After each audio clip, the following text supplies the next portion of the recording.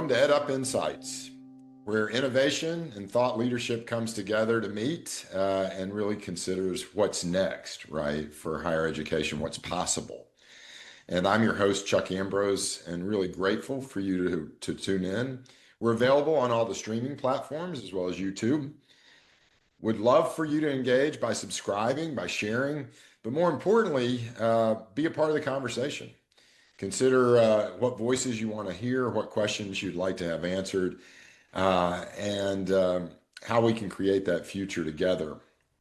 That future starts today, and I'm so grateful that a close friend and thought partner, but more importantly, an innovator who is actively creating that future every day, Adam Bush, the president of College Unbound, gracious to join us. So Adam, welcome. Chuck, I'm really excited to be here with you and to think about the higher ed that is and the higher ed that we need to create together. And I want to echo, everyone subscribe to this podcast, tune in, review it, and there's good stuff happening here. Anything that Chuck Ambrose is doing is something I want to be a part of. Well, I tell you one thing, I'm going to echo that and say, over the last several years, when we think about creating what's next, and many times I think it's being created, right, by College Unbound in its name, in its purpose, but also in its leadership. And I'd love to just start, Adam, by kind of where you've come from, your journey, your path to leadership, and kind of how that has an impact on what you do every day with College Unbound. Sure. I mean, my story is one about both like backing into and realizing you're doing the work you didn't know you were called to do, and also the deep importance of relationships that got that. So, before any of this, I was a jazz historian. I was sort of like the young undergrad helping set up chairs for an emerging Center for Jazz Studies at Columbia University, and really excited to be a part of the early days in the building of this center that was about how do we understand music making and musicians as ones who are putting forward a vision of not just co-creation, but of the way we all need to be together always. And that includes both a critique and an imagination and possibility. And post undergrad, I wanted to be a part of that crew. I wanted to think in that community. And so I spent a few years traveling around the country in my grandmother's old Cadillac, interviewing jazz musicians and interviewing more than just jazz musicians. Also folks who were, the first Black postman of Oklahoma City or the first Black mayor of Birmingham, folks who had all come out of early music programs and had learned improvisation, and that was important for their development as a musician, but it was also the way that they navigated the world. And so I was thinking about the importance of improvisation and went to graduate school, first UC Santa Cruz and then University of Southern California, to write and think about that. And I'll give two pieces. One is like before I went to grad school, I met Dennis Litke, who's the founder of a network of alternative high schools and so much more beyond that. And Chuck, you know him well and have had your own kind of history working with and having Dennis be a part of what you're doing. And I was really scared to go to grad school. I was scared to go into higher ed and write about the stuff I just spent years being on the road with and not kind of live the notion of improvisation. And Dennis was really like, hey, just take some high school kids around and spend the summer doing whatever you want to do. And I took that as a kind of like kick in the butt to design a research program that during my years in grad school, I had got a bus driver's license, and I would fly to Rhode Island and take high school kids from the schools that Dennis ran and travel around the country, interviewing musicians, but also thinking about just the complicated notion of like how folks' stories intersect and create a vision of a city, of a place, of a world that speaks to our shared humanity. and that was in post-Katrina New Orleans. That was Mm. in Detroit. Students wanted to learn the study and history of Motown. It was a jazz history of America. It was Blacks and Jews in Crown Heights, Brooklyn. There were all these stories that like students wanted to go seek out. And so during grad school, I continued to like take part in and run these like oral history travel adventures. And so that was happening as I was getting more and more involved in higher ed, kind of like politics and policies and the building up of departments and spaces that were like third spaces in universities, and also being around the challenging moments of them. You know, I went to grad school to be at the History of Consciousness PhD department that had been around since the 60s. And I finished my degree at USC in an emerging department in ethnic studies, ethnic and American studies. And I saw the possibilities of sustaining innovation and working together, and also the challenges of that. As I started to do more and more of my own work, that was first writing about improvisation, then trying to teach with improvisation at the heart of how I was interacting with learners, and then eventually, and with Dennis, started to think about what could it mean to have improvisation as an institutional ethic, as a Mm. thing that guided the way to be and to set up structures and politics and policies. And so College Unbound grew out of a lot of it is like Dennis is running a network of high schools, getting folks into college and struggling with them coming back without a degree and with accumulated debt. There's also part of it that was me sort of trying to understand my place in higher ed and pushing institutions to not be stuck in institutionalizing, thinking about different faculty roles, thinking about different ways of teaching and learning that really spoke to how we are in the world always. And so College Unbound has been I moved to Rhode Island in 2009. And there's a sweet story about the first months of the college, but 2009 that happened. We sort of started doing stuff. In 2015, we were recognized as the 13th post-secondary institution in the state of Rhode Island. And since then, we're accredited and all around the country and doing really great stuff. I'm excited to share with you. So for those who know Adam, and I count myself blessed in that relationship and friendship, that makes so much sense about improvisation, but just the flow and the rhythm, the jazz, right, of education. And you mentioned Dennis, right? There's nobody better that will push you to improv to a point that maybe you couldn't imagine, right? And then, our worlds, Adam, have collided through other innovators and thought partners like Francie Heller through Furman that give a sense, right, of the rhythm of a place. So I'm just thank you, right, for kind of painting that picture of your journey because I'll say it this strongly. I think every educator needs to know and understand kind of the core values, but more importantly, the evolution of College Unbound. So, um, you know, we're also fortunate to have some friendships through personalized learning, like Big Picture Learning, who it is all about learning, right, and giving every student the supports. But when somebody asks Adam, right, what's College Unbound? What do you tell them, right? Because again, I think this description and the essence of what it is what higher ed's going to become. Yeah, thanks, Chuck. And I also want to name, I've learned so much from you and your writing, your leadership in the field, and also just the times that we've huddled together in South Carolina and thought about higher ed as it is and one that we could build together. And I think College Mountain exists in that way. We're an accredited Bachelor of Arts degree in organizational leadership and change, supporting right now about 600 students nationwide. And in part of when I talk about my personal history, I named improvisation and institutionalization. And I think College Unbound is thinking about that intersection, about how do we institutionalize ways of continuing to evolve. You know, I named I was an American Studies guy before this. There's a writer, John Cowenhoven, used to write about America as something that's always complete and never finished.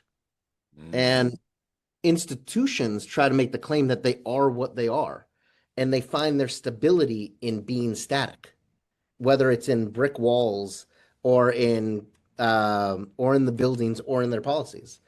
I, I think both what this moment in the world teaches us and in what being a jazz historian has taught me is that sustainability comes from continual evolution. Mm. And that's what I think I'm trying to do with College Unbound, that we need to look different 10 years from now than we do right now because the world's different, because our students will insist on it, and because the college will continue to learn about um, newer, truer, deeper ways of teaching and learning. Yeah, I can. Yeah, you want to say So something? as you Jump in. say Yeah. that, right, one thing that I think, again, when we think about what's possible, Mm-hmm. you've institutionalized improvisation. You're accredited, Mm-hmm. which Right. in higher ed speak, right, is kind of the ultimate affirmation of institutionalization, right? But at the same time, and this is what gets me inspired, Adam, by the work that you and your colleagues do and the history, that evolution of becoming um, is student centric, right? So who do you serve? As, Yeah. So College Unbound in serving about 600 learners right now. It's really it's a college for learners who at other institutions may be on the margins there. Uh, when we founded the college, we really named it as a degree completion institution for folks who have started and not finished their degree. When I look back to 2015, the first time we were like saying this is what we are, we really put into policy that folks needed to have at least 9 credits of past college experience to come to us. We no longer have that as a requirement because what I began to realize is we were having an admissions requirement be you had to have a crummy or unfinished experience at another college. So if someone can come to us without past college experiences, but I still frame us as a degree completion school because of the ways we move in the world. We recognize deeply the learning that any learner is doing, and we accredit it.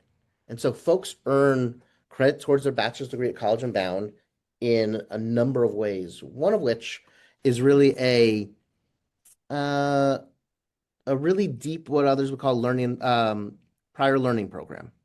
For us, we name it as learning in public. It recognizes the learning certainly that you've done prior, but it's really about how does a college have a mandate to recognize learning wherever it is and honor it and accredit it. People are learning all the time. It's only institutions of higher ed that have said it only counts if you're paying tuition for it, or it only counts if you're sitting in a classroom. And so you named us becoming accredited. We want to use that accreditation to be an advocate for lifelong learning, for life-wide learning, for the learning we all do always. And because so, there's a fair amount of equipping, right, that the program gives that, uh, I appreciate what you're saying about kind of a fixed mindset of not just being students who have 9 credit hours, but, taking it from the other mindset, right, the things you empower your students, they will carry with them, right, that public that's right. learning. It's modeling that it doesn't only count when you are enrolled as a college student towards your degree. We need to create the conditions for folks to see themselves as learners always. That's the really important part, and that's the kind of institutional ethic that we carry forward. Yeah, no Um, question. yeah, you. So, as you're doing that and kind of, do you have students that have no college experience that enroll? Yeah, absolutely, Chuck. It's like I have a I think capacious definition of the adult learner. It's one that's not age bound. It's really saying anyone that doesn't see themselves as their identity centered around being an on-campus college student. So yeah, there's 18-year-olds that come to us straight from high school. There's folks who are later in life but have never been in a college classroom before. And those students too do not take 4 years to graduate College Unbound because we are still recognizing the learning that any of us are doing in daily practice. And we sometimes use the language of that happening faster. I would say it happens more authentically at College Unbound because we are helping folks document the learning they're doing in life. You asked about who our students are. I just want to name a couple pieces. On average, our student body is 38 years old. On average, they're coming in with college credits. But 82% of our student body identifies caregivers for the generation above or below them. A majority of our students have carceral experience, either themselves or immediate family have experience with the prison system. These are pieces that, like at other institutions, I think by default, they slow down someone's time to a degree. At College Unbound, we have ways for someone to tell the story of their caregiving, to document it, and to tease out the learning that happens through caregiving and have it mapped to credit. As That's someone powerful. who's locked up, to tell the story of how they've navigated reentry or social services and have that mapped to credit. And so when I say a more authentic way to a bachelor's, it's because it really it's not fake and it's not drawing lines on the sand of learning only counts over here. It's we are all learning always, and we have a responsibility as a different kind of institution to help folks see themselves as learners and have a degree that reflects that. And that shows such intense value of the student, right? That you're valuing them and what they bring, right, to that learning experience. But there's other attributes, right, Adam, that are equally as valuable because you allow students to bring their passions and their aspirations, right? Yeah, it's a good nudge, Chuck, for sure. I haven't talked about the curricular specifics at the heart of College Unbound. Everyone has, whether it's a project or the work that they're trying to do in the world, from their first interaction with, we don't call it an admissions team, we talk about community ambassadors. For the first interaction with College Unbound, that first conversation is, what do you care about? What drives you? What's your core commitment? How can being a part of College Unbound help you advance the work you're trying to do in the world? And so students aren't inventing the project for the sake of a class. It doesn't have a due date December 13th because grades are due on the 15th. We are there to help someone put their work into action in new ways and to be the excuse for them to reflect on it and to build those practices. And at the heart of that, I think it then models how we can affect change in our personal life, in our professional life, in the world around us, regardless of when we're a college student or not. It helps us build the tools and the practices to do so. One main way in the college, so it's like everyone has these projects, these things they're trying to do. Every College Bound student is a part of a cohort of 10-ish learners and a main lab faculty that meet weekly. And if it's an in-person meeting, it will always have childcare, it will always have food provided. Um, and they have a main lab faculty who's there to sort of like co-design and guide that seminar. They're not assigned to work with folks. It's not like Adam work with Chuck about doing a group project. But because I'm breaking bread with you weekly, I'm going to get to know you and I'm going to understand that your work is actually my work, that we are actually in it together. And we end up doing collaborative projects and work and advancing change in the world because we end up knowing each other. And when I think about this moment in the world, I think one of the things that's higher ed's responsibility, that's all of our responsibility, is to create the conditions to work together, to learn together, and to work and learn across difference. And a key piece of that, I think, is storytelling. A key piece of that is seeing one another's full humanity. And I think College Unbound does that work really, really well. And when I imagine more of College Unbound in the world, it's not because we own a building and need to fill it because we have a campus or whatever. It's because I believe that College Unbound can be one of the key transformative factors for us thinking about more equity, justice, and care in this world. And Yeah. Wow. yeah, It makes me think that you and I have friendship relationship with two people who certainly agree, Scott Carlson and Ned Laff, and their sure. construct of hacking college, which kind of infers, right, the students hacking college, but in College's Unbound case, it's always good to have the college on your side hacking along the way, right? And some of those Right. attributes, Adam, like that relationship with that mentor, that cohort guide, and I'm sure you could say, and I've actually heard some of your students uh, really give testament, right, to what that really means in terms of value.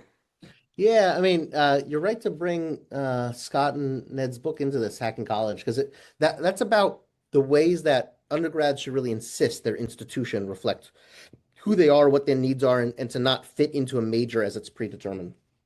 College Amount has one major. Now It's stop, really stop just one second.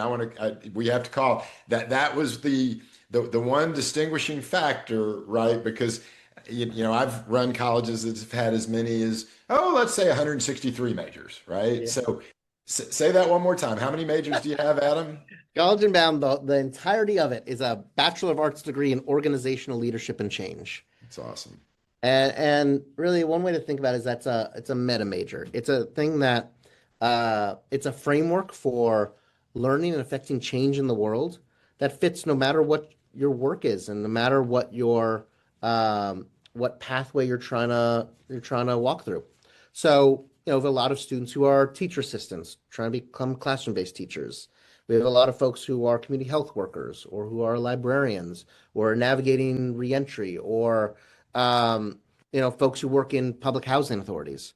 I don't want to segment those into you're getting a bachelor's degree in any of those fields distinct from the other. The real beauty is to create the conditions for them to all talk and learn together. Because when I really think about the impact we want to have, I just named housing, education, health, reentry, and carcerality. Um, those those can be systems of possibility and inclusion. They are also a lot of times systems of exclusion, Right. and they really need to talk across one another to imagine new ways of affecting change. And that's what the major, I think, does. It brings folks together across a single major to be able to think about how they interact and can support one another. The And one core, signature is in teacher education, right? I mean, yeah, that's right. That's right. So, College of Mountain works with a lot of school districts, both public schools and charter schools and the like, around the country, supporting teacher assistants and paraprofessionals and folks who are really doing deep, deep teaching and learning, but are maybe not seen officially as teachers in those spaces. And so when we are documenting things for credit, it's making sure that we are teasing out the learning that people are doing in those spaces and that we're creating the courses to help them advance in their workplace, in their school, so that they can step into roles as classroom teachers and really be the community leaders of that space, the ones who really could and should be classroom teachers. It's Yeah. the same with library staff, which certainly in demographics also mirror schools across the country, where folks who are library staff might not have master of library science degrees. How do we support folks moving up in those spaces to become the leaders of these deep community resources? I think that's a part of what College Unbound is trying to figure out and does really, really well.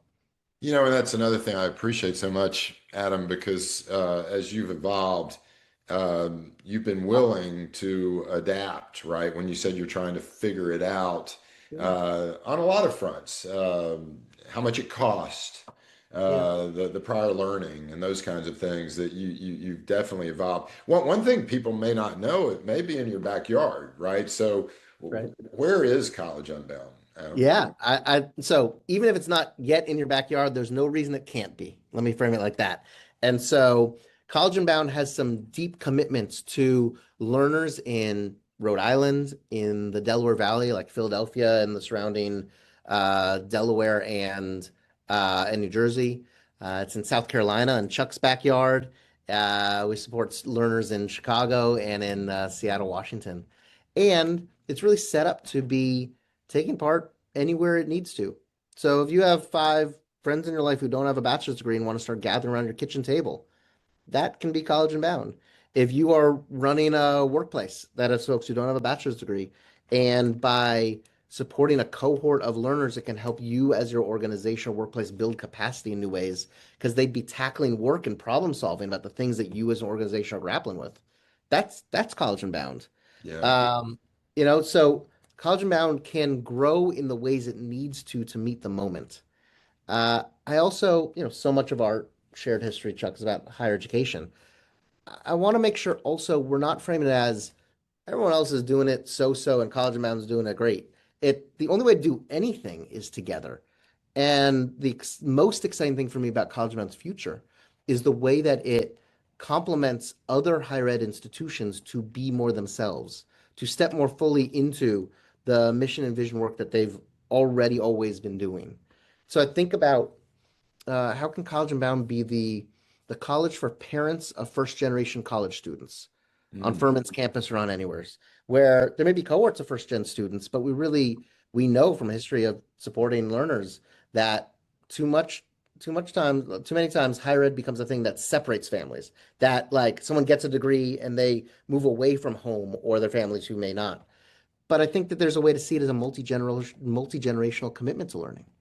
How can College Unbound be the college for Sodexo and Aramark and other food service and public safety workers on college campuses who may be contract workers and don't have access to tuition benefits, but are so clearly a part of a learning community of an undergraduate campus environment? And so, how can we support them to more fully step into a bachelor's degree and beyond and be a part of that deep learning? How can we see College Unbound being the kind of the support for folks who have started and not finished their degree at campuses and be the thing that isn't territorial? It doesn't say you didn't finish here and so now you have to go to College Unbound, but actually connects folks to finish at College Unbound and then perhaps start master's programs at those schools and really creates deeper and deeper pathways there. So it's not College Bound is the answer and others are not also solving those questions. It's how do we create new ways of figuring this stuff out together? And I think College Bound really is meant to step into it's like a collaborative niche. Like we want to always think about it as higher ed and any of these systems that I named, health, education, any of those really need to be cross system and cross organization. Yeah, Adam, and for full disclosure, this is a conversation we've had before, Mhm. you and I, because certainly with a long, and I'll underline long history in traditional models Yeah. um, that are currently challenged structurally and systemically. Um, I really believe, and again, I think one of our first contacts was a distressed institution in Arkansas that needed to have more presence, perhaps redefine who its students are. And I really saw it as a real potential jumpstart to reaching into the community with programs that perhaps we either historically had never imagined or perhaps from a resource standpoint, couldn't necessarily deliver, right? Let me be an encourager to our listeners to say that, Adam, is it fair to really invite partnerships and locking arms within communities? Because again, there's just ways to do that that could extend what college means to new populations that's so critical to our overall enterprise. Oh yeah, let's turn this like dialogue podcast into a town hall meeting and invite anyone to join and build and think together. I love it. Right, right. And, if you were going to extend some tools of improvisation, Yeah. current systems, um, let's say, again, I am a dinosaur of a college president who served for 23 years, right? And I want to learn, Yeah. but I don't know how. Adam, what would you tell me? Yeah. I mean, I think multi-generational learning is really important. I think understanding your full commitment, not just to tuition paying students, but the learners that engage in your campus, is really important. Um, and I think about high impact practices that are probably already on anyone's radar who are running institutions. That's about internships, about study abroad experiences, about community engagement. Um, these work for a reason. They work because they help someone both see the beautiful, complicated nature of the world around them, and they could create the conditions for the institution to see the full complex humanity of any learner. And Mm. I think we miss both of those. If we're just seeing the campus as the space of learning and we're just seeing only the learners in front of us, then we're not actually using the full capacity of our higher ed institutions. So, Dennis, we mentioned Litke and certainly his colleagues like Carlos Morenos at Big Picture. I think when I transitioned from higher ed into that personalized learning space for K-12, that was the key learning Mhm. that, you know, transformation starts with the belief that every student can learn. Mhm. Um, how about that bridge, right, to big picture? And are there things that you and College Unbound have learned from Oh K-12? my gosh. Yeah, I mean, I'll just name with big picture. So certainly College Unbound was incubated by Big Picture Learning.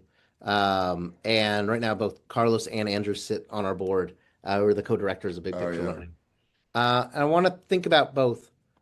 You can think about the throughways of like the ways that big picture schools have advisories that we name cohorts, but are the same thing. They have a main advisor that is our lab faculty. They have internships that are about learners going out into the world. The main difference, I think, across College Mountain is it's not about going out to do new stuff. It's about having institutions see the full depth of where you are and help you go deeper into that. Those aren't mutually exclusive, but I think those are different framings when you work with adult learners. But I want to name the possibilities for collaboration. It's like so many learners go into college, and the thing that stops them from a degree is really a math class. It's like I want College Man to teach a free, great, creative math class for any first big picture learning uh, junior or senior, and then for any high school junior and senior.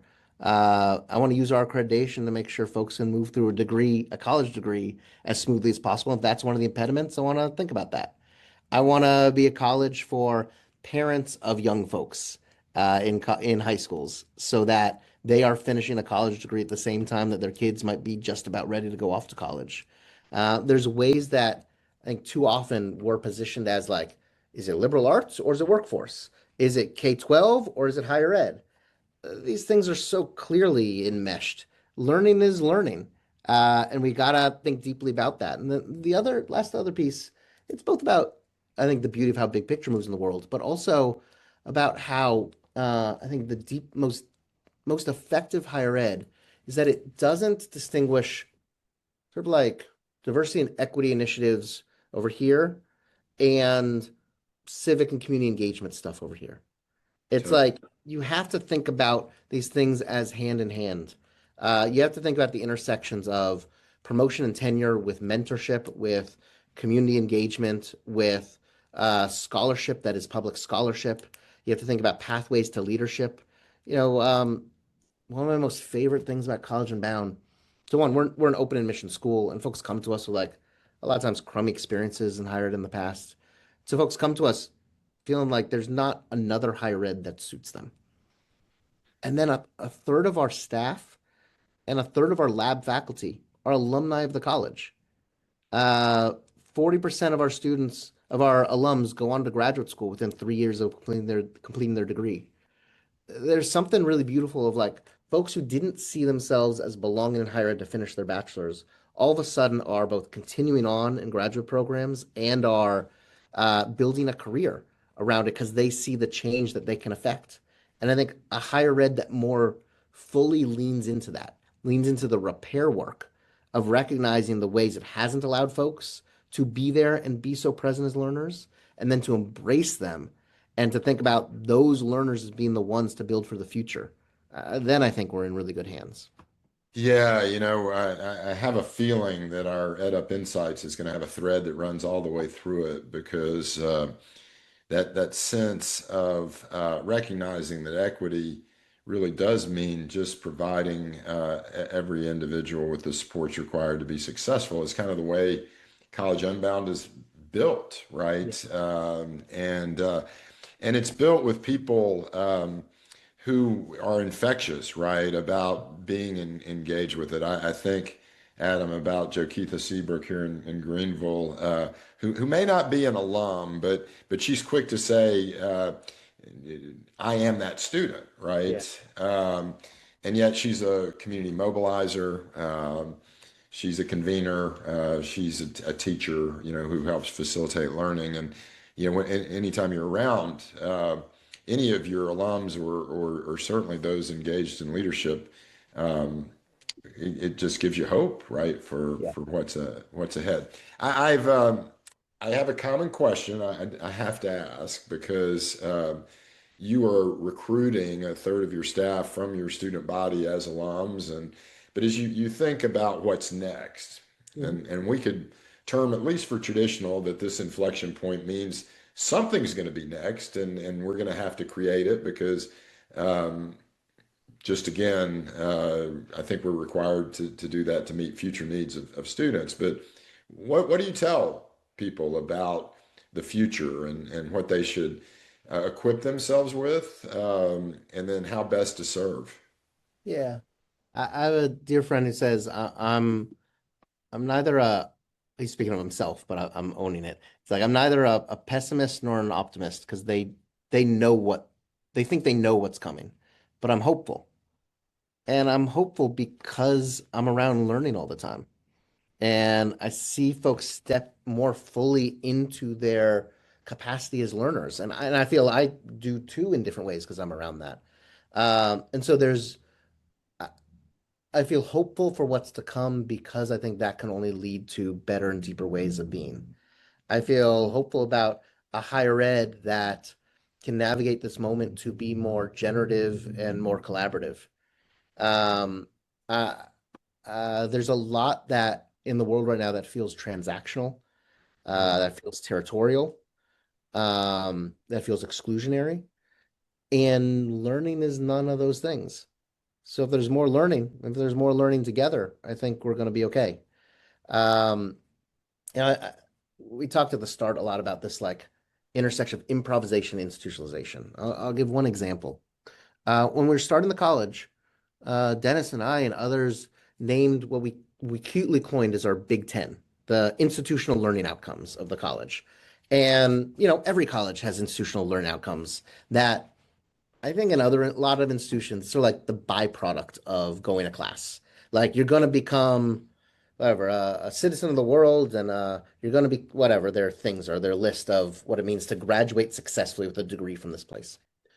So we created our Big Ten. That was I'm not going to remember all 10, but creativity, collaboration, accountability, um, intercultural engagement, communication, resilience.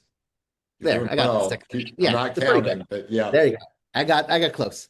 So we named our Big Ten. And in some ways they were adapted by things that were written around 2010 of like the characteristics employers say all graduates should have. In some ways we adopted them from Lumina Foundation's degree qualifications profile or AAC&U's values rubric. It's like a mishmash of all those led to us saying, this is what we care about with College Unbound. And not only do we care about them, we're going to create amazing rubrics about them.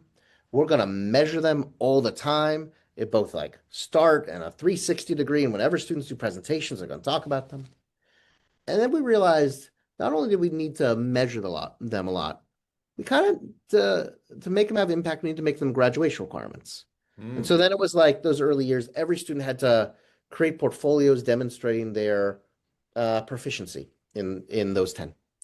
And then it was really, it's not just graduation thing. Like, am I really going to hold someone out if they have 120 credits, they have everything met, but they haven't filled a portfolio and creativity? I mean, so then we started to think about it as they're actually not just graduation requirements. We need to put our money where our mouth is and make them credit bearing. And so 10 out of the 120 credits for every student since 2015 has been in documenting their growth in their proficiency in those Big 10. Right. So great, awesome, powerful. And 10 years later, so that's these past couple of years, the student body rewrote our Big Ten. There you Like go. our institutional learning outcomes needed to look different in 2025 than they did in 2015 because the world is different, because Right. our language and understanding is different. Like I named communications. I think when I wrote that communications rubric, it was pretty like higher ed centric. You need to have the skills to write a paper to blah blah blah. But communication is different now than it was. Oh my. Uh, like so there's now Big Tens that are about lifelong learning. There's Big Tens that are about wellness. There's Big Tens that are about equity and justice. There's things that are institutional learning outcomes now that we didn't have the language or the framing or the guts to like name as clearly a decade ago. And so when I think about the institutionalizing improvisation, it's 10 years from now, those outcomes have got to look different again. We got to have the practice in place of the regular refinement of, and the regular kind of like different naming of what we are and what we stand for and what our flag in the ground is. Because if we just are 10 years from now what we were 10 years ago, then we're teaching towards a different world than exists. And we need to be more proactive than that. We need to be more generative than that. And really, we need to be more generous than that.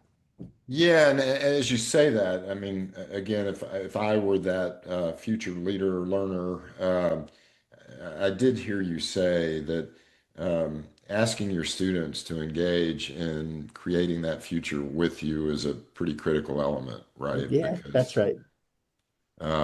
that's a whole different level of um, learning for College Unbound and the students, you know. Yeah, that's right. With the immediacy of now and what's what's on your creating the future Big Ten right now for College Unbound, Adam? I mean, you mentioned it on the top, but I'd really like for you to put it in context of where the Yeah. where the I program's mean, going. the college right now is serving hundreds of students around the country. I'm really excited for it to serve thousands of students around the country. And I'm speaking those general terms because I don't want to say we have to be X big by X date. But I think more college unbound in the world will both be something important for higher ed as a sector and something that can influence other sectors that intersect with higher ed and with the lives of our students. In doing so, I think I know we have to build a different architecture, a different infrastructure of what College Unbound is, how we talk to each other, what reporting looks like, what assessment looks like. Like running a college that's a few hundred students in a few places is very different than running one for thousands of students in lots of places.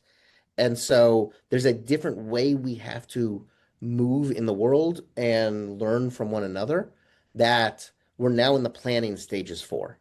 So that as we start to grow, we can do that with the confidence that we're stepping into systems, policies, and an infrastructure that reflects the college we're trying to become. Yeah, and Adam, I'm going to really kind of summarize the fact that if you're completing degrees and giving aspirational lift and providing experiential learning, and it's all the things that we say, right, has to be built in. Yeah. Uh, I would encourage certainly our listeners on Insight to say your time's now, right? And in doing that, um, there is a degree of possibilities with partnerships, Yeah. systems, shared services, community driven needs and programs. Uh, if I were seeing that potential today, how would I engage? What's my points of engagement with you? Oh, anyone can reach out to me directly. Uh, I mean, the easiest email is maybe president@collegeunbound.edu. But if you're in touch with Chuck, just reach out to Chuck and he'll connect us. Um, I mean, I'm really excited to have the college grow in unexpected ways. Like we're planning for the thing we're trying to step into. And also, it's going to evolve because of who's in our orbit and who walks with us. Right. So that's really, really beautiful. We just had our 10-year anniversary of being a college. It was May 20th, 2015. So in May we had a really sweet alumni party that was about that founding moment. And the talk I gave that night was about the ways we have to rethink a founding story. The founding of the college was not just Dennis and I at that point pushing for the college to the state of Rhode Island and then blah, blah, blah. The college has had hundreds of founding moments that were pre 2015 that have been since. And so I think about Chuck, you are also a co-founder of this institution because the ways that you have worked and intersected and held and walked with us have made the college different than it otherwise would have been. I think about the students that have, like in our shared city of Greenville, that have really challenged us to be more present and to think about the work of Greenville, and certainly Greenville in a post-Hurricane Helene moment, and what it Mm. means to show up and care for someone as they're navigating their degree.